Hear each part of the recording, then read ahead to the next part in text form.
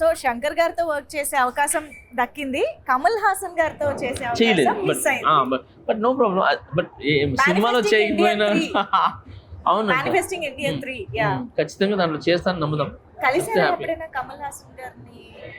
బయట చాలా ప్లేసెస్ లో కలిసాను, బట్ ఎక్కువ మనకి అంటే ఎప్పుడు ఒక సాంగ్ కానీ వెళ్తే మనం ఫలానా అని చెప్పి తెలుసు. నేను రజనీ సార్ని కూడా చాలా సార్లు కలిశాను, బట్ జైలర్ సినిమాలో మనం దగ్గరగా చూసి పిలిచి డాన్స్ చేయించి అన్నీ చేయించాను.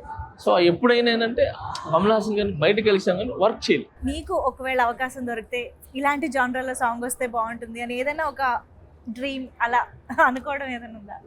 నాకు కమల్ హాసన్ గారితో చేస్తే దశావతారాలు ఒక సాంగ్ చేశారు, కాంతారా లాంటి కైండ్ ఆఫ్ ఆయన చేసింది దశావతారాలు అలాంటిదే ఒకటి ఉంటుంది.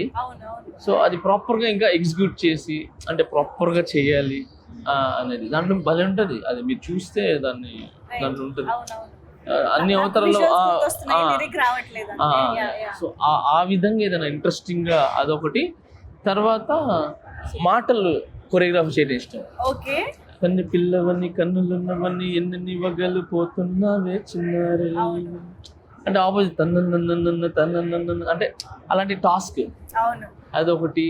తర్వాత ప్రియతమా నీ వచ్చట కుశలమా నీ నిచ్చట కుశలమే, సో అలాంటి కొరియోగ్రఫీ చేయడం ఇష్టం. అయ్యో అది నెక్స్ట్ లెవెల్ సాంగ్స్.